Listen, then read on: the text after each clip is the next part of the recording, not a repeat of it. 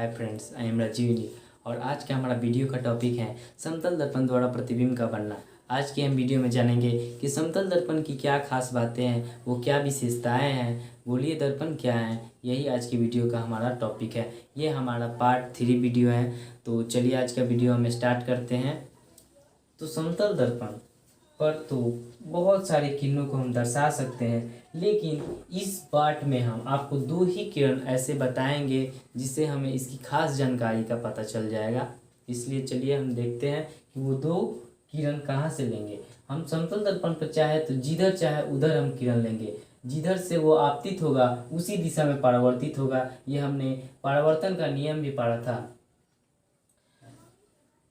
तो कोई समतल दर्पण पर, यानी मान लीजिए कोई समतल दर्पण है जो M और M डैश हमारा है, ठीक है।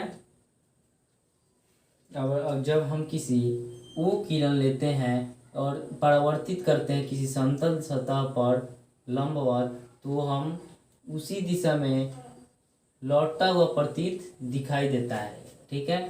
तो यह हमने परावर्तन के नियम भी पढ़ा था कि जब कोई समतल दर्पण पर लंबवत किरणें पड़ती हैं तो उसी दिशा में क्या होती है कि परावर्तित हो जाती है, ठीक है। अगर हम किसी समतल दर्पण पर तिरछी किरणें, अर्थात हम किसी समतल दर्पण पर तिरछी किरणें लेकर आते हैं तो वो तिरछी किरणें किधर जाएगी, तो उसकी दिशा वही होगी जिस दिशा से वो आई है, अर्थात वो जिस दिशा से आई है उसी दिशा में परावर्तित हो जाएगी, ठीक है। लेकिन हमारे समतल दर्पण पर जो भी किरणें परावर्तित होती हैं वो हमें लगता तो है कि वो परावर्तित हो रही हैं, लेकिन वास्तव में वो परावर्तित होती हुई प्रतीत होगी, ठीक है। और जब होती हुई प्रतीत होगी तो हमारा उसका डायग्राम पीछे की तरफ दिखाई देगा और वो हमारा पीछे आता हुआ प्रतीत होगा, ठीक है, आता हुआ प्रतीत होगा। मान लीजिए कोई आई है जो इस पर किरणें जो हैं वो आती हुई प्रतीत होगी।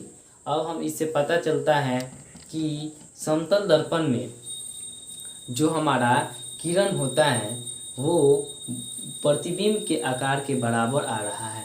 हम देख रहे हैं कि जो समतल दर्पण पर किरणें परावर्तित हो रही है वो उसी के आकार के बराबर हो रही है, यानी प्रतिबिंब का आकार वस्तु के आकार के ठीक बराबर है, ठीक बराबर है। ये हमें पता चल गया। तो हम लिख सकते हैं कि जब भी हम दर्पण से वस्तु की दूरी को हम देखते हैं, समतल दर्पण से हम वस्तु की दूरी को देखते हैं तो क्या हो रहा है, वस्तु की दूरी के देखने पर वो बराबर हो जा रहा है क्या, दर्पण के प्रतिबिंब के दूरी के, दर्पण से प्रतिबिंब दूरी के।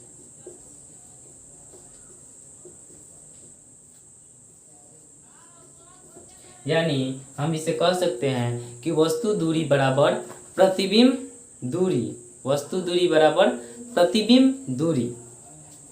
ओके, इतना क्लियर है।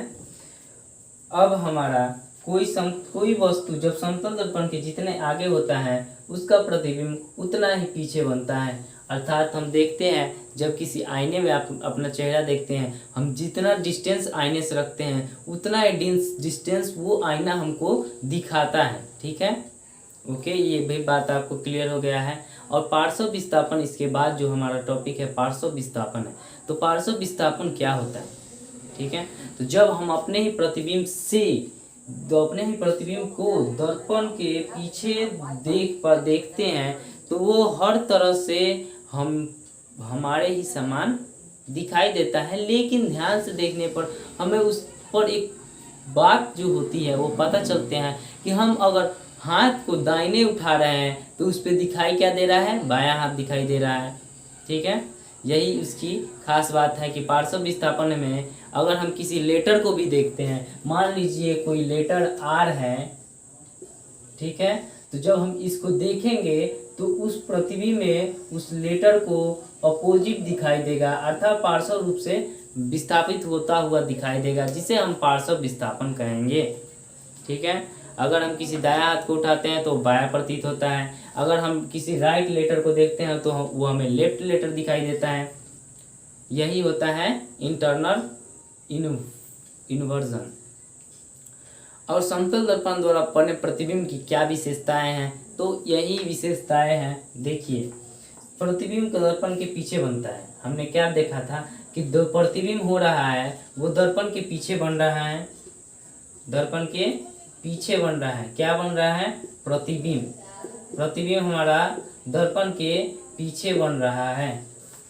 ओके, प्रतिबिंब हमारा दर्पण के पीछे बन रहा है। प्रतिबिंब का आकार वस्तु के आकार के बड़ा है। तो हमने वीडियो में ही जाना था कि प्रतिबिंब का आकार जो हो रहा है वो वस्तु के आकार के यानी साइज के ठीक बराबर है। ये हमारा दूसरा विशेषता है। तीसरा विशेषता है कि प्रतिबिंब वस्तु के अपेक्षा सीधा बनता है। तो प्रतिबिंब वस्तु की अपेक्षा हमेशा सीधा बनता है। तो देखिए, प्रतिबिंब वस्तु की अपेक्षा सीधा कैसे बना? तो ये हमारा जो दर्पण है उस पर परावर्तित हुआ किरण, तो ये आभासी हुआ। जब ये हमारा डायग्राम आभासी हुआ, तो जब आभासी होगा तो आभासी प्रतिबिंब को हम जानते हैं कि आभासी प्रतिबिंब हमेशा सीधा प्रतिबिंब को इंगित करता है। ठीक है। चौथा हमारा होता है कि यह पार्श्विक रूप से उल्टा होता है। तो हमने अभी ही जाना था कि जब हम किसी लेटर को लेफ्ट देखते हैं तो वो राइट दिखाई देता है, अगर हम राइट देखते हैं तो वो लेफ्ट दिखाई देता है। तो यही हमारा पार्श्विक रूप से उल्टा दिखाई देता है। पांचवा विशेषता है कि प्रतिबिंब आभासी होता है, अर्थात प्रतिबिंब तो आभासी होता ही है और जानते हैं कि हम आभासी प्रतिबिंब को पर्दे पर प्राप्त नहीं कर सकते। छठा विशेषता यह है कि प्रतिबिंब दर्पण के जितने आगे होता है उसका प्रतिबिंब उतना ही पीछे बनता है। अर्थात हमने क्या सोचा था कि हम देखते हैं कि किसी ऐनक से अपनी जो चेहरे हैं उतना देखते हैं, जितना डिस्टेंस पर हम होते हैं उतना ही डिस्टेंस वो आईना दिखाता है। ये हमारा छठा विशेषता भी संपूर्ण हो गया, अर्थात ये खत्म हो गया। और हम आज अब अगला टॉपिक जो है वो हमारा है गोलीय दर्पण। तो गोलीय दर्पण क्या है? तो चलिए अब गोलीय दर्पण के बारे में जानते हैं। तब तक हम इसे मिटा देते हैं। आई होप कि ये आपको डायग्राम से समझ में आ गया होगा। तो अब हम जानेंगे गोलीय दर्पण क्या है। तो गोलीय दर्पण के बारे में हम जानते हैं कि गोलीय दर्पण उस दर्पण को कहते हैं जिसका परावर्तक सतह किसी खोखले गोले का एक भाग होता है। अब खोखला गोला क्या होता है? तो अब मान लीजिए जब हम किसी गोले को देखते हैं तो ये ऐसा आकार का होता है, इस आकार का होता है। लेकिन जब इसे हम खोखला करेंगे, अर्थात जब हम इसे यहाँ से इतना हटा देंगे, ठीक है, और यहाँ से हम इतना हटा देंगे, तो ये गोला जो हुआ पूरा खोखला हो गया। ठीक है। तो अब हम जानते हैं कि खोखले गोले दो प्रकार के हो गए हैं, एक बाहर की तरफ और एक अंदर की तरफ। हम इसके बारे में अब समझते हैं ये है क्या। तो किसी खोखले गोले को अर्थात किसी कांच के टुकड़े को बाहर से रंजित कर देते हैं, यानी किसी कांच के टुकड़े को बाहर से रंजित कर देते, बाहर से रंजित कर देते हैं, यानी या बाहर से हम जब रंजित कर देंगे तो वो हमारा अवतल दर्पण हो जाएगा। क्या हो जाएगा? अवतल दर्पण। ठीक है। और जब हम किसी खोखले गोले को अंदर से रंजित कर देंगे तो वो हमारा अवतल दर्पण हो जाएगा। क्या हो जाएगा? मतलब उत्तल दर्पण हो जाएगा, सॉरी, उत्तल दर्पण हो जाएगा। अगर हम अंदर से देखते हैं तो उत्तल दर्पण और बाहर से देखते हैं तो अवतल दर्पण। अब हम इसको याद करने का सबसे अच्छा ट्रिक बता देते हैं। ठीक है। तो जब हम किसी क्या करते हैं, बाहर देखते हैं तो बाहर अवतल दर्पण, ये हमारा ट्रिक हो गया। यानी बाहर की तरफ रंजित होगा तो अवतल दर्पण हो जाएगा, और अंदर की तरफ यानी ये जो हमारा हो जाएगा हम लिख सकते हैं। इसको ट्रिक याद करने के लिए हम लिख देंगे हमारा क्या हो जाएगा? तो उत्तल दर्पण हो जाएगा अंदर की तरफ, से हो जाएगा अंदर और से हो जाएगा उत्तर। तो ये हमारा ट्रिक हो गया याद करने का। अगर हम किसी गोलीय दर्पण को बाहर से रंजित करते हैं तो अवतल दर्पण होगा, अगर हम किसी गोलीय दर्पण को अंदर से रंजित करते हैं तो हमारा उत्तल दर्पण होगा। आई होप कि ये आपको ट्रिक बहुत ही अच्छा लगा होगा कि गोलीय दर्पण से संबंधित विभिन्न पद, अर्थात उनकी जो क्या क्या सीमाएं हैं, उनकी क्या क्या जो मान लीजिए उसमें जो प्रतिबिंब बन रहा है वो किस तरह बन रहा है, कहाँ से अगर हम उसको फोकस करेंगे तो वो कहाँ पर जाकर बनेगा, ये हमारी अगले वीडियो में आएगी। तो आज के लिए इतना पर ही। Thanks for watching the videos.